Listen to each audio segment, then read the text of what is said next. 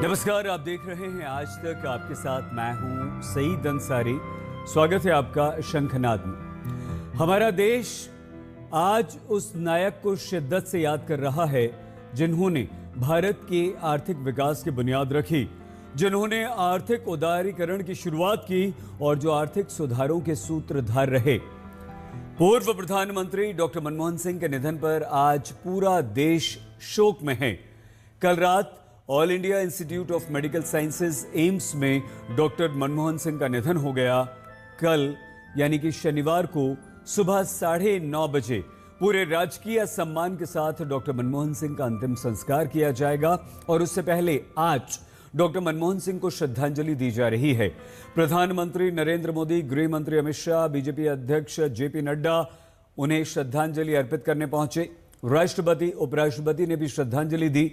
सोनिया गांधी, राहुल गांधी और प्रियंका गांधी भी पूर्व प्रधानमंत्री डॉक्टर मनमोहन सिंह के घर पहुंचे, उन्हें श्रद्धांजलि अर्पित की।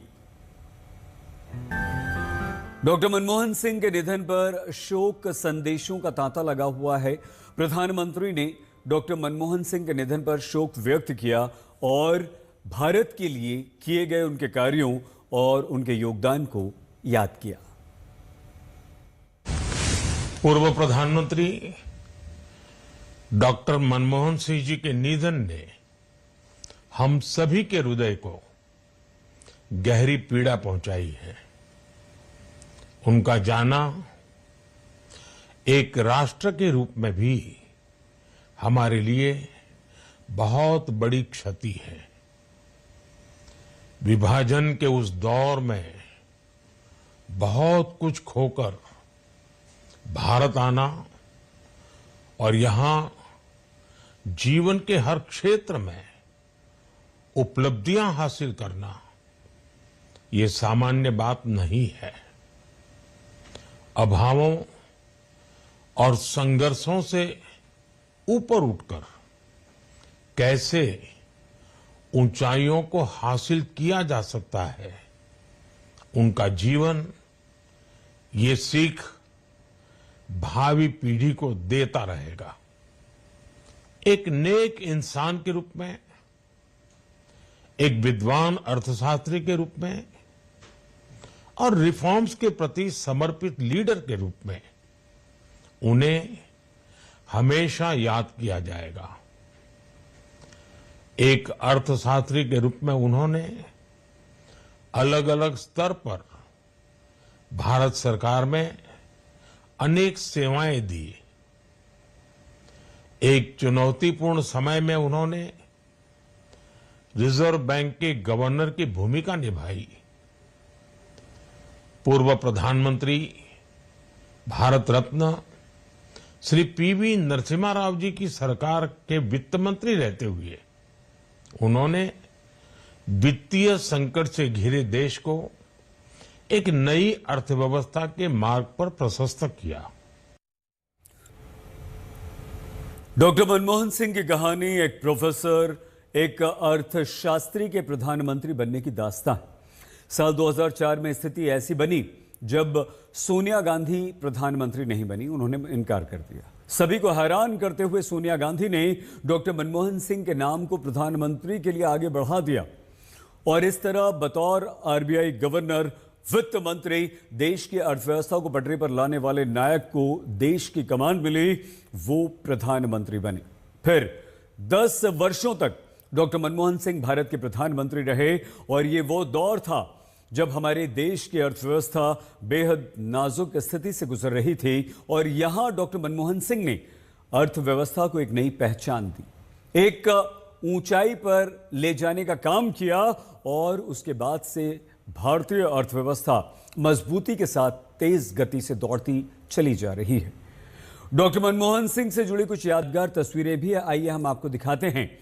प्रधानमंत्री नरेंद्र मोदी से लेकर पूर्व प्रधानमंत्री अटल बिहारी वाजपेयी और गांधी परिवार के साथ साथ कांग्रेस की रैलियों में डॉक्टर मनमोहन सिंह की भागीदारी की ये तस्वीरें उनकी यादों को ताज़ा करती हैं। अटल जी के साथ ये तस्वीर उस जमाने के लोगों को बड़ी लुभाती और भाती है। तो प्रधानमंत्री नरेंद्र मोदी के साथ भी जब भी डॉक्टर मनमोहन सिंह का मिलना हुआ, दोनों बेहद गर्मजोशी के साथ मिले। सोनिया गांधी ने अगर उनके नाम को आगे बढ़ाया तो वो हमेशा उनके विश्वासपात्र और भरोसेमंद बने रहे। डॉक्टर मनमोहन सिंह को हमारे देश में आर्थिक सुधार के जनक के तौर पर जाना जाता है। हम आपको डॉक्टर मनमोहन सिंह के 6 ऐतिहासिक कार्यों के बारे में आइए बताते हैं। 1991 में वैश्वीकरण उदारीकरण पर डॉक्टर मनमोहन सिंह ने जोर दिया। जून 2005 में सूचना का अधिकार लेकर वो आए। सितंबर 2005 में रोजगार गारंटी योजना लेकर आए, उसे लागू किया। मार्च 2006 में अमेरिका से न्यूक्लियर डील की और ये न्यूक्लियर डील काफी महत्वपूर्ण थी, उन्हें अपने साथियों का विरोध झेलना पड़ा। जनवरी 2009 में पहचान के लिए आधार कार्ड लेकर डॉक्टर मनमोहन सिंह आए, जो आधार कार्ड आज आपकी और हमारी पहचान बना हुआ है। अप्रैल 2010 में शिक्षा का अधिकार डॉक्टर मनमोहन सिंह लेकर आए। हर भारतवासी को शिक्षा का अधिकार इस 2010 में शिक्षा के अधिकार के द्वारा दिया गया। डॉक्टर मनमोहन सिंह के निधन पर हर तरफ से शोक और संवेदनाएं व्यक्त की जा रही हैं। पूर्व राष्ट्रपति रामनाथ कोविंद और राज्यसभा के उपसभापति हरिवंश नारायण सिंह जी ने भी डॉक्टर मनमोहन सिंह के योगदान को याद किया। मैं व्यक्तिगत रूप से बहुत व्यथित हूं। वो हम सबको छोड़ करके उनका जाना न केवल देश के लिए बल्कि मेरे लिए विशेष रूप से एक बहुत महान क्षति है, अपूर्णीय क्षति है। वो सौम्यता, दिव्यता और विनम्रता के प्रतीक थे। भारत जिस समय आर्थिक चुनौतियों से गुजर रहा था, वो हमारे सामने आए वित्त मंत्री के रूप में। उन्होंने देश को आगे ले गए। उनको प्रणाम करता हूँ। उनकी महान आत्मा की शांति के लिए ईश्वर से प्रार्थना करता हूँ। मेरी अश्रुपूर्ण भावभीनी श्रद्धांजलि आदरणीय मनमोहन सिंह जी के लिए। श्रेष्ठ इंसान, विद्वता, ज्ञान, श्रेष्ठ मर्यादित आचरण, दूरदृष्टि वाले राजनेता और अत्यंत श्रेष्ठ और मर्यादित सांसद के रूप में उनकी छवि हमेशा रही। वह देश के बड़े अर्थशास्त्री रहे जिनकी शोहरत दुनिया में थी। मनमोहन सरकार में मंत्री रहे पवन बंसल ने पूर्व प्रधानमंत्री डॉक्टर मनमोहन सिंह के उन योगदानों को याद किया जो गेम चेंजर सिद्ध हुए हैं। सर, डॉक्टर मनमोहन 2004 से लेकर 14 तक वो प्रधानमंत्री रहे और आप उनकी दोनों ही कैबिनेट्स में मंत्री थे।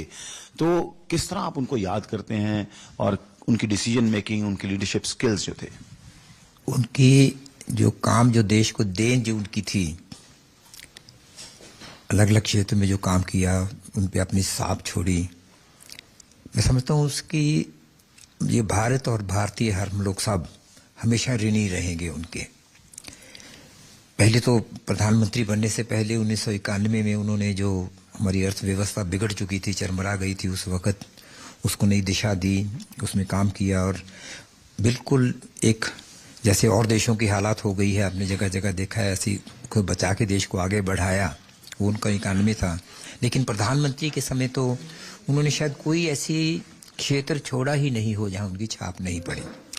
लोकतंत्र में विश्वास रखते हुए पूरे जोर के साथ उन्होंने सबसे पहले तो काम आम नागरिक को एक सशक्त करने के लिए उनको अधिकार, सूचना का अधिकार दिया, राइट टू एजुकेशन, ताकि राइट टू इंफॉर्मेशन, ताकि हर नागरिक सरकार पे नजर रख सके, उससे एक जवाबदेही ले पाए।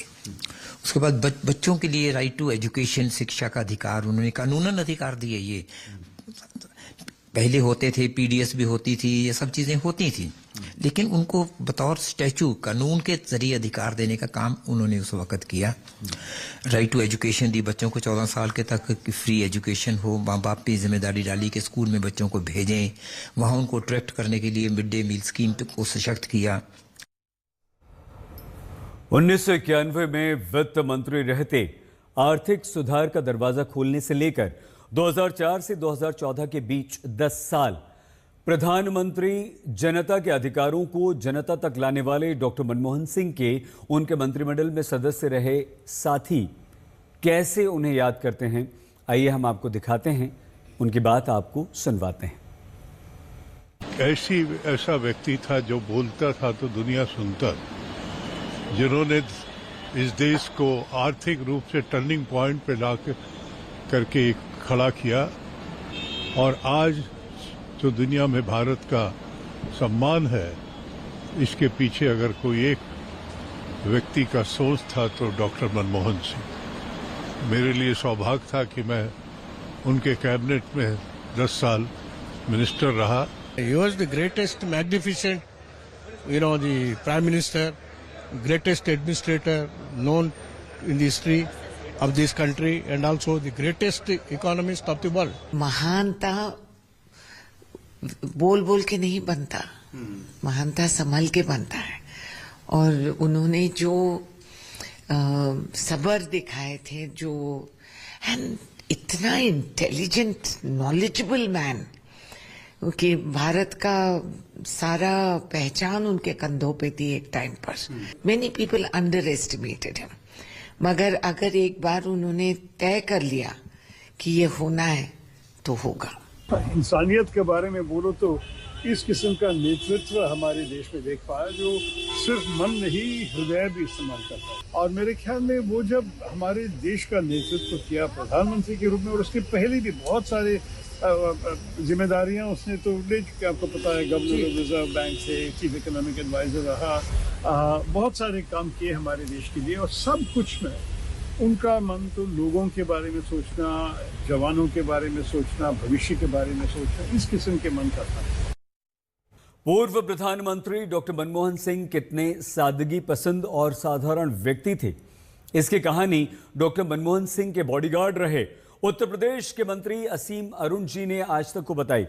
असीम अरुण जी ने आज तक को बताया कि डॉक्टर मनमोहन सिंह को अपनी मारुति 800 कार सरकारी लग्जरी BMW कार से कहीं ज्यादा पसंद थी। डॉक्टर साहब की एक ही गाड़ी थी अपनी व्यक्तिगत, मारुति 800। जब वो पीएम बने तो वो और उनका साजो सामान आया, और साथ साथ उनकी गाड़ी भी पीएम हाउस में आई। लगभग उसी समय एसपीजी ने BMW कार्स की एक फ्लीट खरीदी थी। तो मनमोहन सिंह जी बार बार मुझे बोलते थे कि नहीं, मुझे इस गाड़ी में नहीं बैठना, ये बहुत महंगी गाड़ी है, बहुत दिखावा लगता है इसमें बैठना।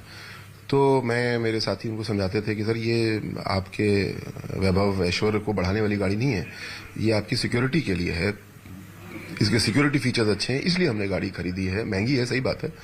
तो वो मान जाते थे। फिर 2-3 बार बोलते, नहीं असी मेरे लिए एम्बेसडर वाली फ्लीट लगाओ, ये मुझे गाड़ी ठीक नहीं लगती है। साथ साथ दूसरा, उनकी अपनी मारुति 800 उसी फ्लीट के पीछे खड़ी रहती थी, और जितनी बार भी वहां से निकलते थे अपनी उस गाड़ी को वो देखते भी थे, पूछते भी थे कि मेरी गाड़ी ठीक रख रहे हो ना। तो मुझे बड़ी खुशी होती थी, हंसी भी आती थी कि तमाम दायित्वों के बीच में मेरा ये भी एक दायित्व है कि सर की गाड़ी चलती रहे, फिट रहे। लेकिन ये एक सांकेतिक बात भी थी, वो अपने आप को एक आम आदमी के रूप में देखते थे।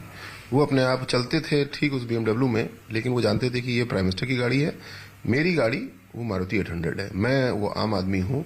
और इसीलिए मुझे लगता है कि वो, उनकी जो नज़र थी वो एक आम आदमी की थी, और आम व्यक्तियों को किस तरीके से राहत पहुंचानी है उसके लिए उन्होंने बड़ी बड़ी नीतियां बनाई। असीम Arun ji black cat commando रहे हैं, और वो उस समय पूर्व प्रधानमंत्री डॉक्टर मनमोहन सिंह की सबसे निजी सुरक्षा को हेड किया करते थे, उसके प्रमुख थे। बिल्कुल इसी तरह कई सारे और राजनेता हैं।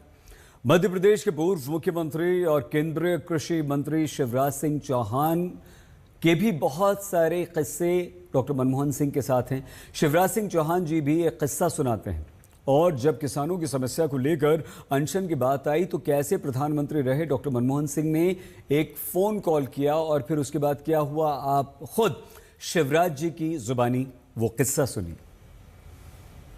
वे प्रधानमंत्री थे, और मुख्यमंत्री के नाते मुझे उनके सानिध्य में रहने का सौभाग्य मिला था।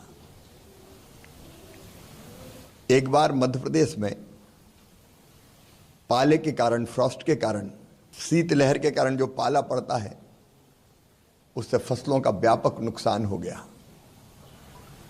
और हमने जब भारत सरकार से किसानों की सहायता करने का आग्रह किया,